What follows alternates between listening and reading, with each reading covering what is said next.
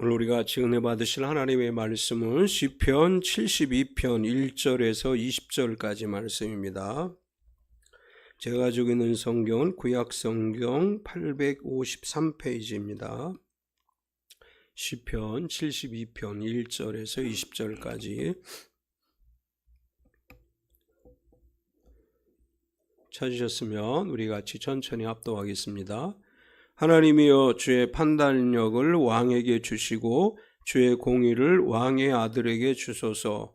그가 주의 백성을 공의로 재판하며 주의 가난한 자를 정의로 재판하리니 의로 말미암아 산들이 백성에게 평강을 주며 작은 산들도 그리하리로다. 그가 가난한 백성의 억울함을 풀어주며 궁핍한 자의 자손을 구원하며 압박하는 자를 꺾으리로다.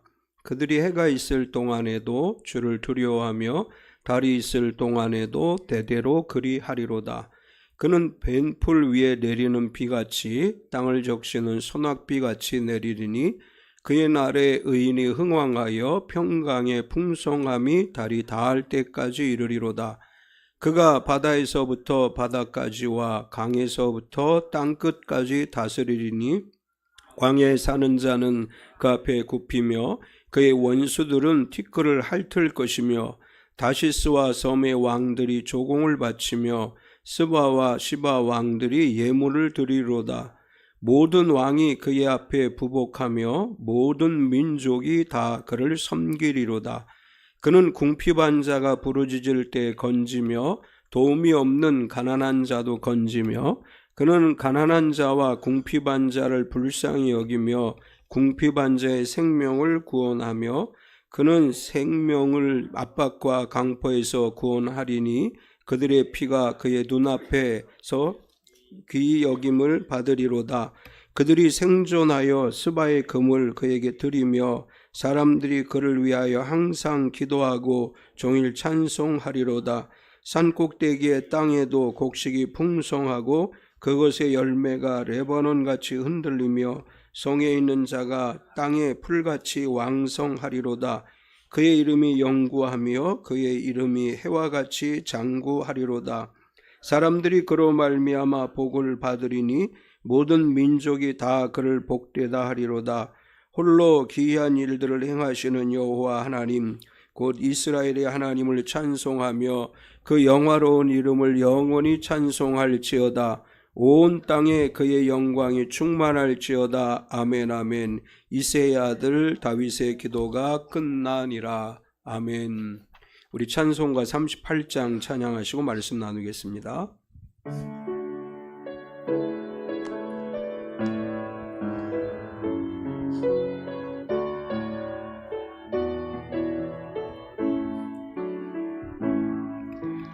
예수 우리 왕이여, 이곳에 오셔서 우리가 왕께 드리는 영광을 받아 주소서. 우리는 주님의 백성, 주님은 우리 왕이라. 왕이신 예수님 오셔서 좌정하사 다스리소서.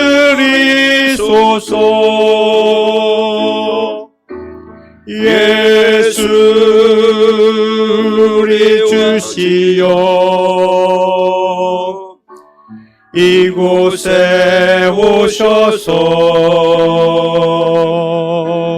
우리가 주께 드리는 찬양을 받아 주소서. 우리는 주님의 종들,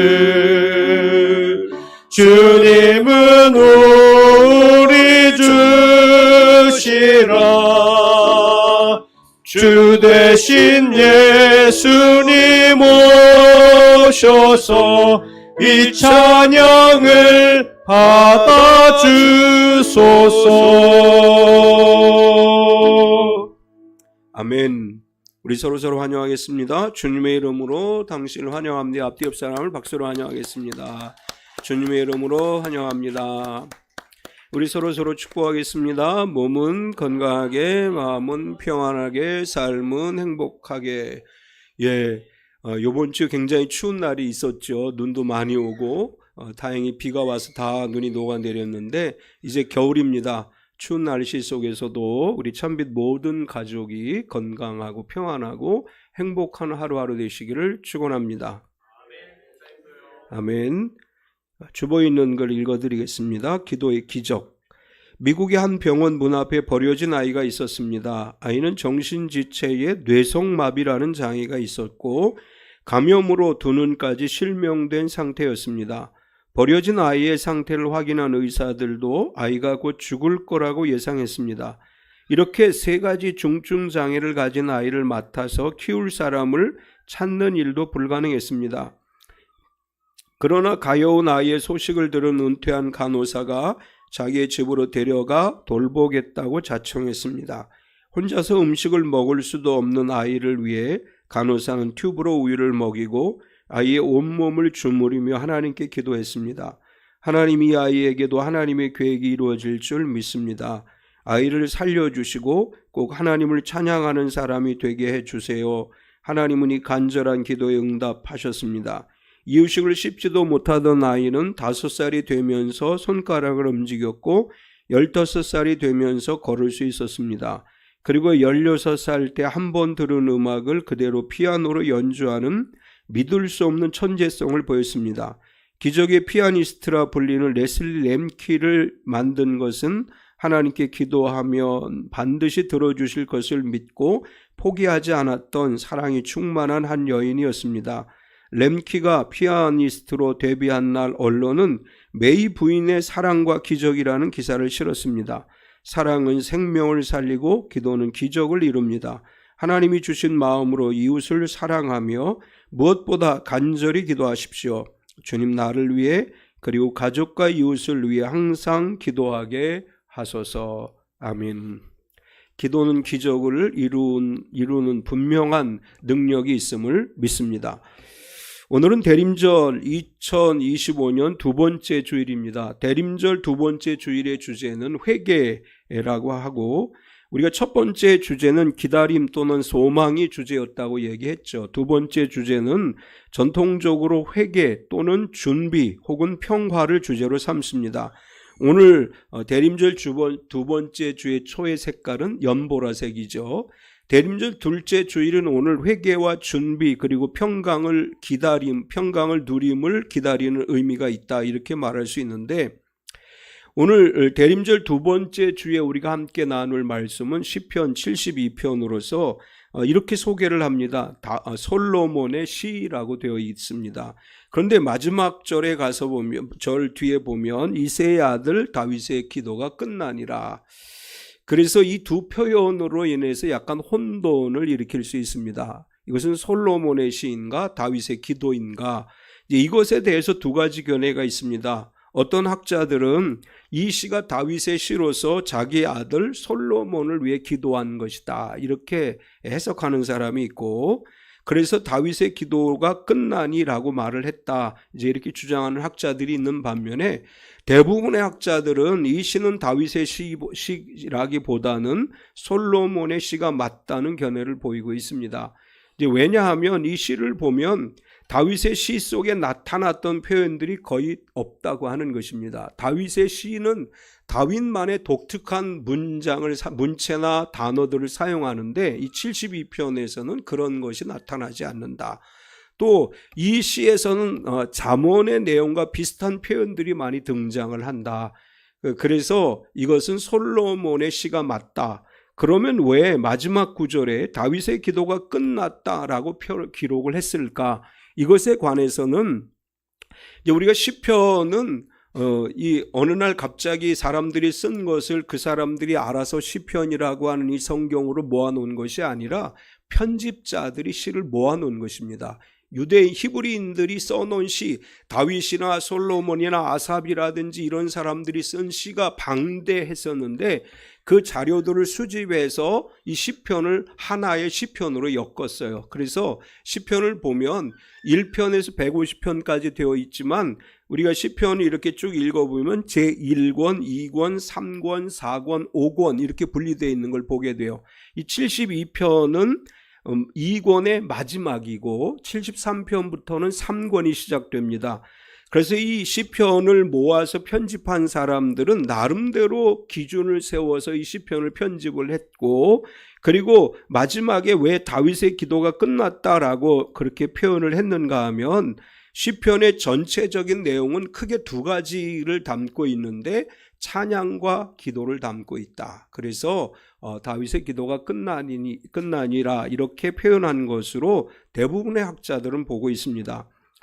시편 72편은 솔로몬의 시라고 우리가 볼 때 솔로몬 자신이 하나님 앞에 이렇게 기도하는 시예요. 하나님, 내가 왕으로서 이 나라를 다스림에 있어서 이렇게 통치를 할 수 있도록 나에게 지혜를 주옵소서. 이제 이렇게 하나님 앞에 기도한 시라고 볼 수 있고, 우린 이런 시를 뭐라고 얘기하느냐 하면 제왕시라고 얘기를 해요. 왕으로서 나라를 다스리게 해달라, 이런 의미를 담고 있기 때문에 제왕시다 이렇게 표현을 하는데, 또 한편으로는 이 72편은 메시아 통치를 나타내는 시 중에 하나이다 이렇게 이제 봅니다. 솔로몬은 하나님, 내가 이런 통치자가 되기를 원합니다 라고 간구하는 한편, 또 한편으로는 하나님, 메시아께서 이 땅에 오실 때 이런 통치가 이루어짐을 믿습니다 라고 하는 예언적 시라고 우리가 이렇게 이야기를 합니다. 오늘 우리가 이 시를 메시아 통치라는 측면에서 해석을 하고 메시아의 통치가 어떤 은혜를 우리에게 주시는가를 살펴봄으로 은혜를 나누려고 합니다. 대림절 두 번째 주일에 그리스도의 통치가 우리 가운데 내려줄 그 은혜들에 관해서 우리가 나누려고 하고, 이 솔로몬의 고백을 중심으로 해서 메시아의 통치라고 하는 제목으로 말씀을 나누려고 합니다. 오늘 72편에서 메시아의 통치를 이야기할 때 예수님은 어떤 통치자인가를 예언했다고 할 때 어떤 통치자이신가 하면 공의와 정의로 다스리십니다. 1절과 2절을 보면 하나님이여 주의 판단력을 왕에게 주시고 주의 공의를 왕의 아들에게 주소서. 그가 주의 백성을 공의로 재판하며 주의 가난한 자를 정의로 재판하리니.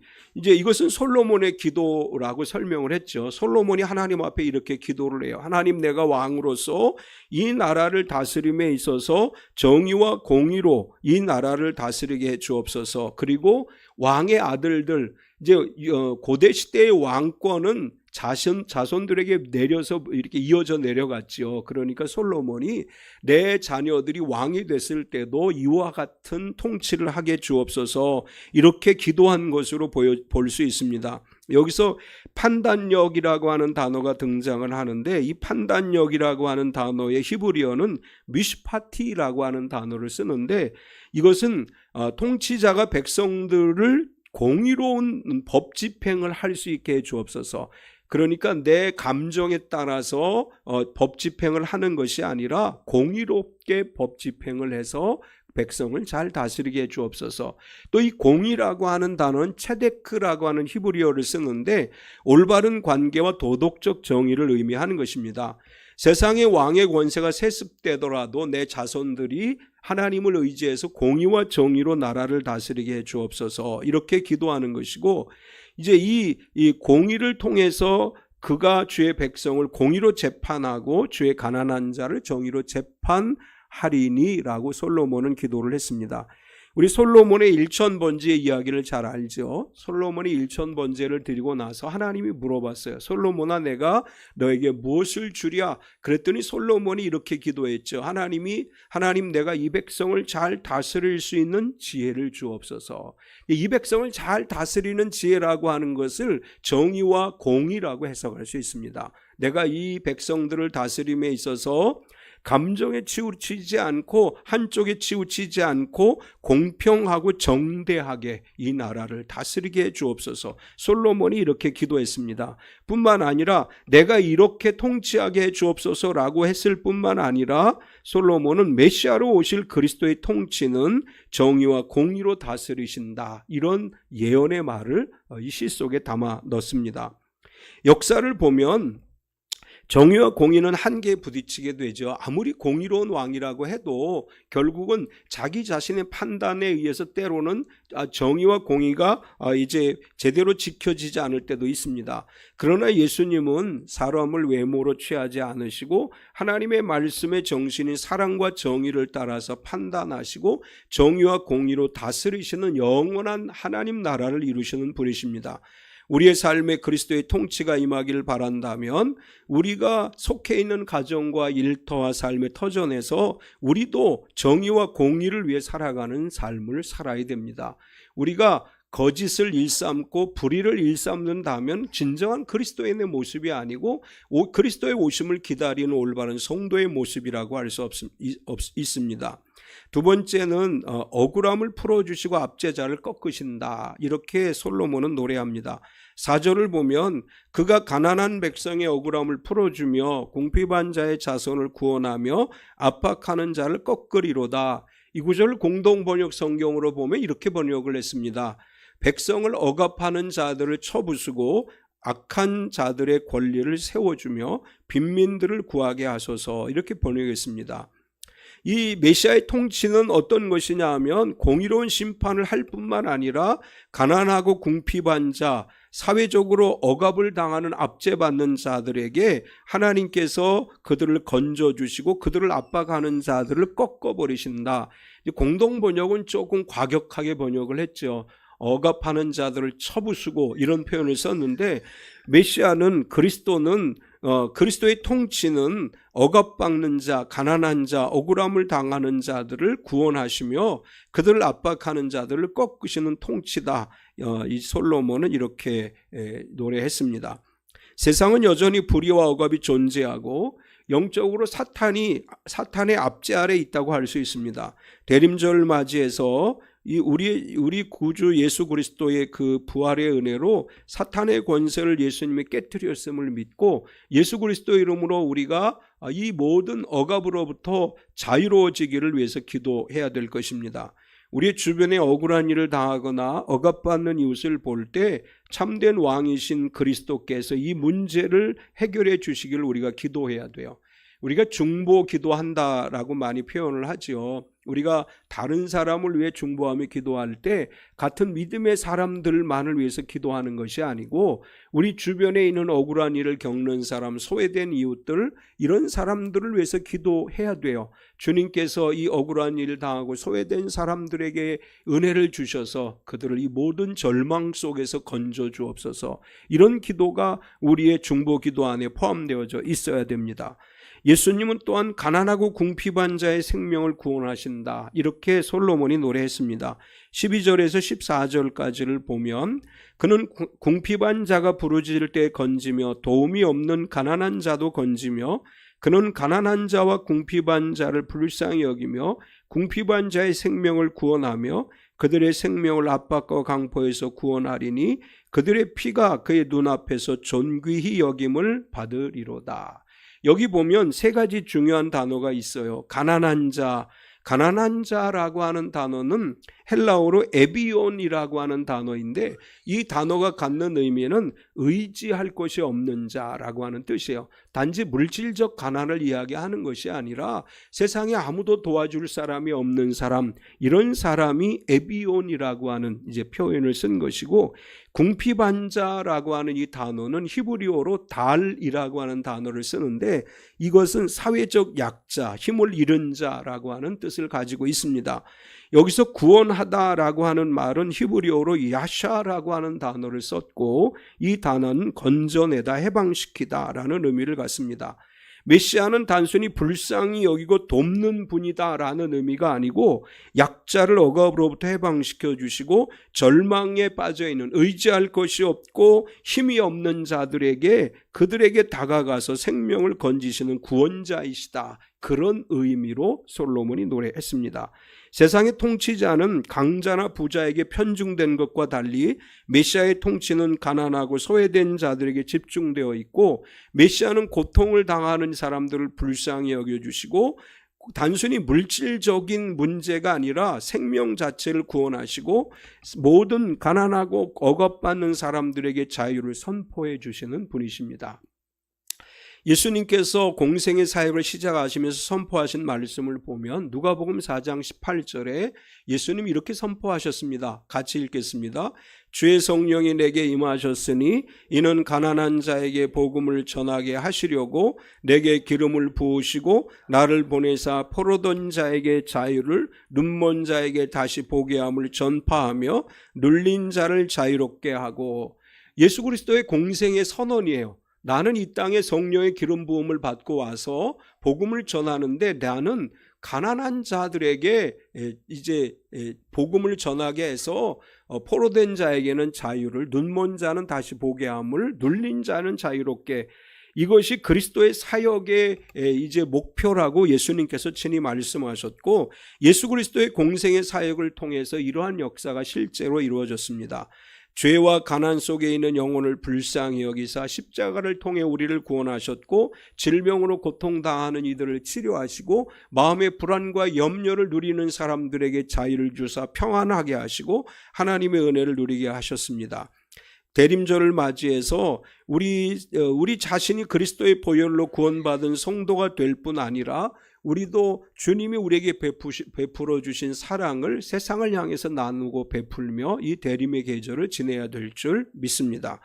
두 번째는 메시아 통치로 우리가 누리게 되는 복에 관해서 솔로몬은 노래하는데, 메시아의 통치는 단순히 공의와 정의를 실현하는 것뿐만 아니라 예수 그리스도를 구세주로 믿는 성도들에게 풍성한 평강과 번영과 은혜를 베풀어 주십니다.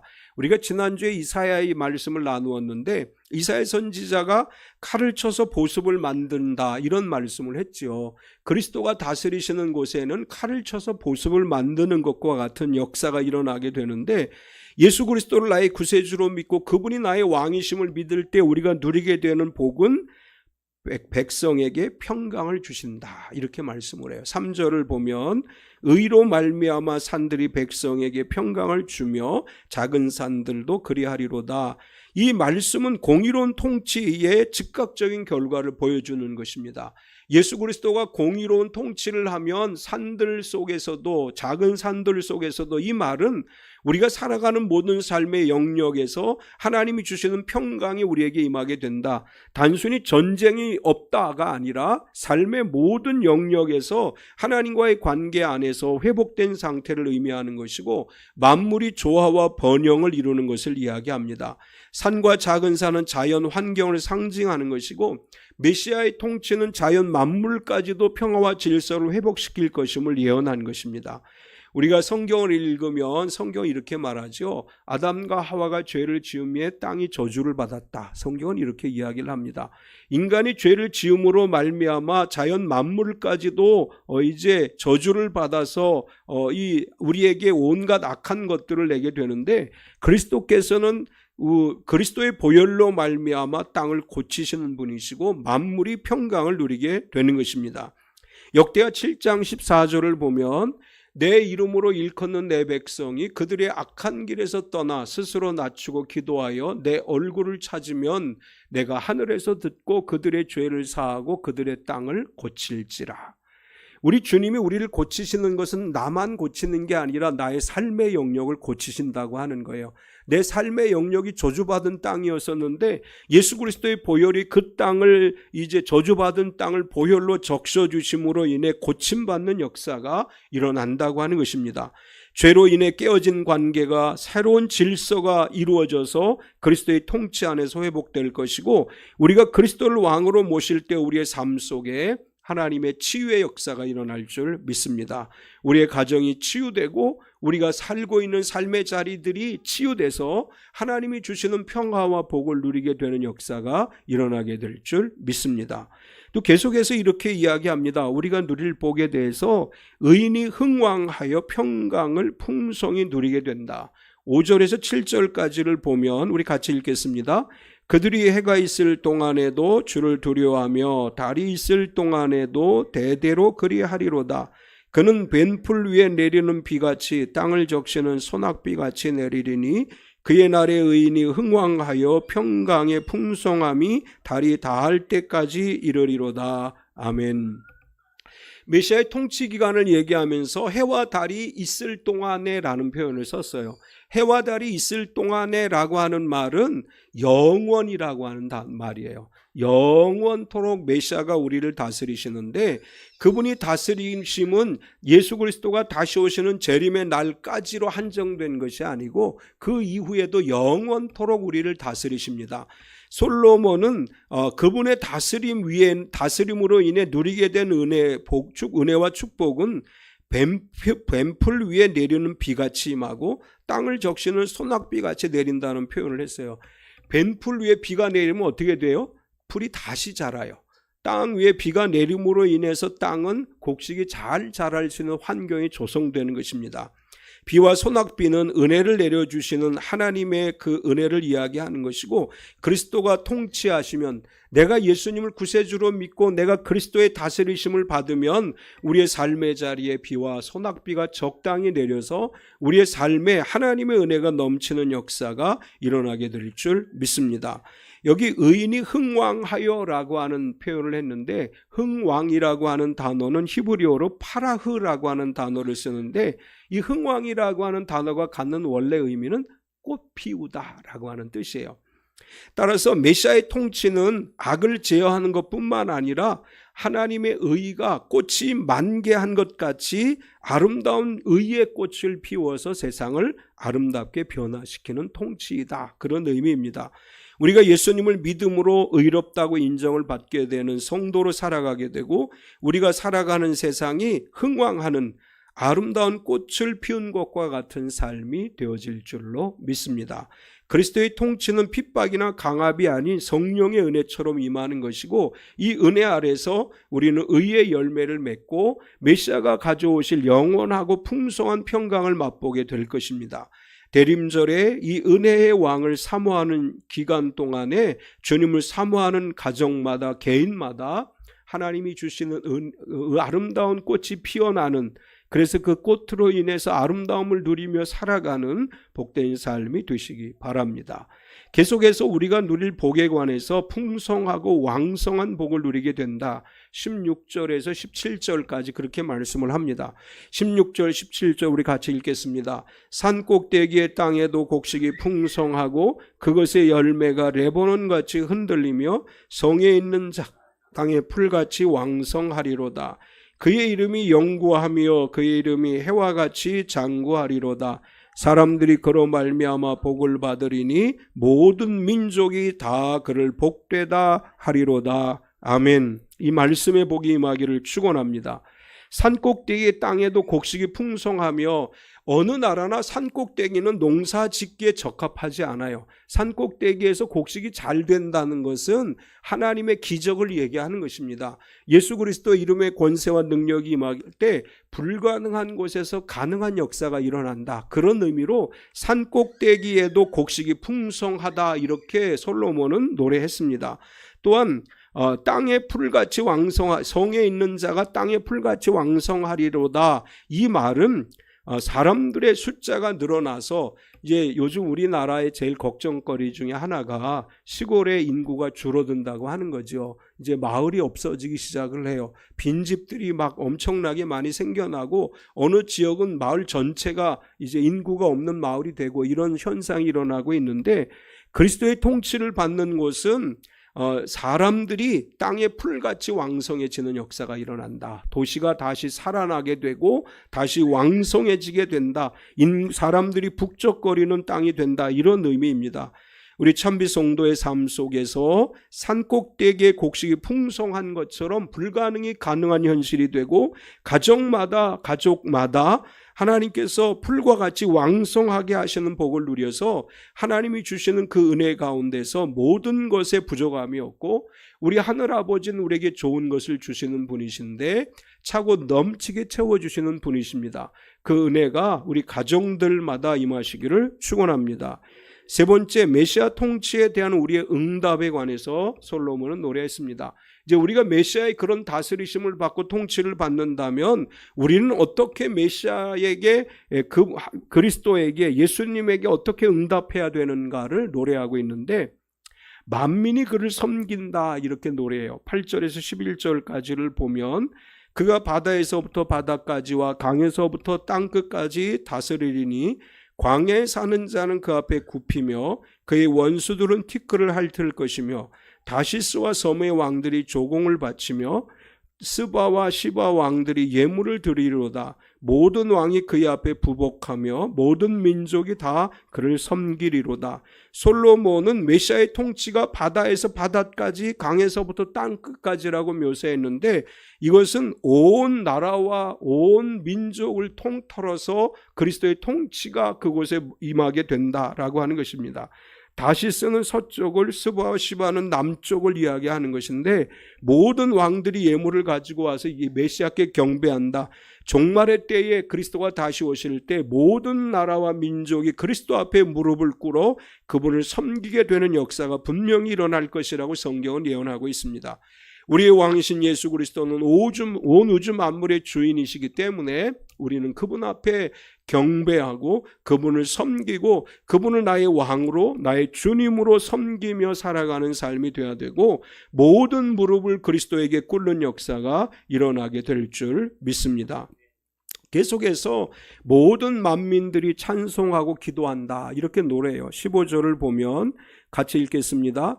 그들이 생존하여 스바의 금을 그에게 드리며 사람들이 그를 위하여 항상 기도하고 종일 찬송하리로다. 18절과 19절 홀로 기이한 일들을 행하시는 여호와 하나님 곧 이스라엘의 하나님을 찬송하며 그 영화로운 이름을 영원히 찬송할지어다. 온 땅에 그의 영광이 충만할지어다. 아멘 아멘. 15절은 이렇게 얘기하죠. 백성들이 왕을 위해 기도하고 그분께 황금과 예물을 드릴 것이다. 그리고 항상 찬송할 것이다. 메시아의 통치를 받는 백성들에게 합당한 삶은 찬송과 기도로 하나님께 나아가는 것입니다.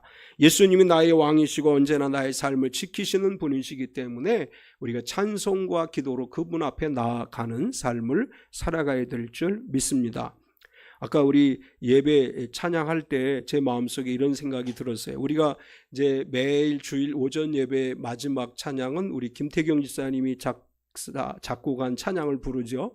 올해도 한번 우리 서로 찬양을 만들어 갖고 오면 얼마나 좋을까 이제 그런 생각을 해봐요.